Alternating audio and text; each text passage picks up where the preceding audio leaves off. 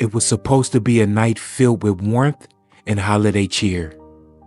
Christmas Eve, a time when families come together, share laughter, and create memories. But on December 24th, 2008, in the quiet town of Covina, California, this picture-perfect holiday setting will be shattered by an unspeakable tragedy. What began as a festive family gathering soon turned into one of the most brutal massacres in American history. A man dressed as Santa Claus arrived to the party, but instead of bearing gifts, he came with something way more sinister.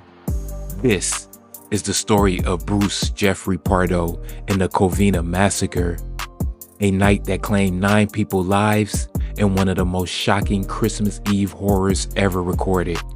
Stay with us as we unravel the twisted motives, the chilling details, and the aftermath of that fateful night. The Ortega family was well known in the community.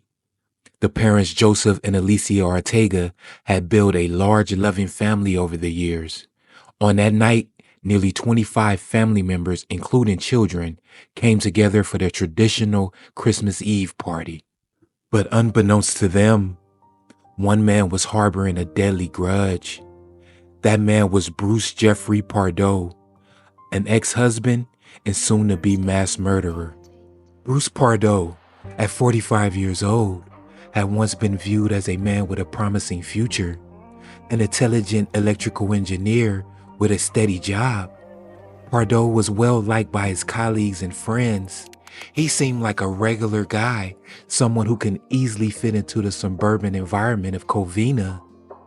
But under that calm exterior, Pardo's personal life was falling apart. In June of 2008, Pardo's marriage to Sylvia Ortega, the daughter of Joseph and Alicia, had officially ended. The divorce had been ugly. Sylvia had filed for separation after discovering Pardo concealed his financial troubles to her. The court battle over spousal support left Pardo bitter and resentful. The financial pressure was immense. He had lost his home, his savings, and was ordered to pay $1,785 a month in alimony. To Pardo, this wasn't just a financial burden, it was personal. He blamed Sylvia for his misfortunes and increasingly viewed her family as the root of his problems. Over the next several months, Pardo's anger and frustration boiled over, but no one knew just how dangerous he had become. Just before midnight, Christmas Eve, 2008, Pardo knocked on the front door of the Ortega family home. An 8-year-old girl answered, delighted to see Santa Claus. But as soon as the door swung open, the scene turned to chaos. Pardo immediately opened fire, striking the little girl in her face. He kept shooting indiscriminately at the family members gathered in the living room. The festive gathering turned into a bloodbath as panic-stricken relatives tried to flee. But the horror didn't stop there.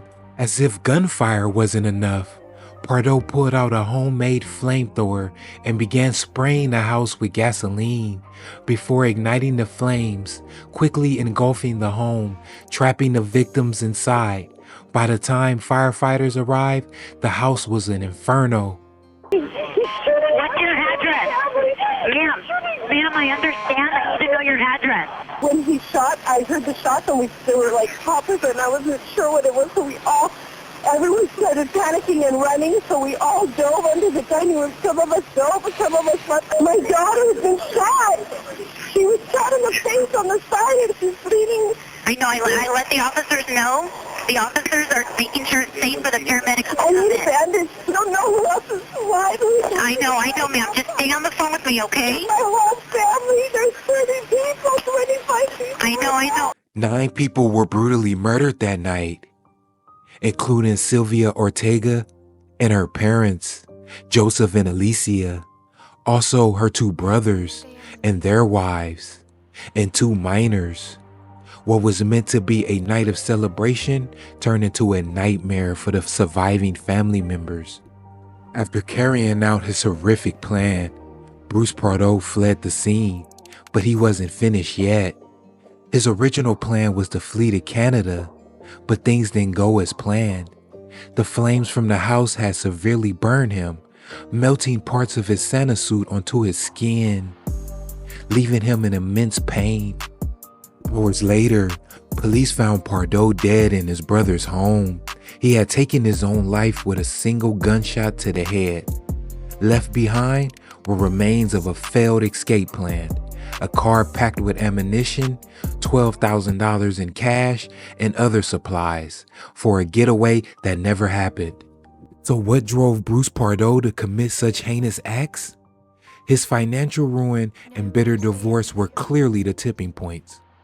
But mental health experts suggest that his actions were also fueled by a deep-seated resentment and a need for control. Pardo had carefully planned every detail right down to the Santa suit, designed to represent the holiday spirit he aimed to destroy. His actions not only left the Ortega family, but the entire Covina community traumatized. It was the massacre that shook the nation. But I have to deal with like how it happened, what, my friend was feeling at that moment, the terror. That's, the last thing you want your friend to do is to be sad and to be scared. And with her mom and dad, how horrific. But I assure you that the acts of this madman are not going to define Covina. Outside the crime scene, orange ribbons adorn the trees in this Covina, California neighborhood, a sign of solidarity for a community now bound by grief. I just let them know there's mean people in the world and there's good people, There's nothing else we could tell them, but reality, this is reality. And Today, the Covina Massacre remains one of the most disturbing acts of holiday violence ever recorded. It serves a grim reminder that even in times of celebration, darkness can lurk beneath the surface. Thank you for joining us as we revisited this tragic event of that fateful Christmas Eve. If you found this story compelling, be sure to like, subscribe, and click the notification bell so you don't miss another true crime story. Stay safe, and remember, sometimes the most terrifying stories are the ones that hide behind a familiar face.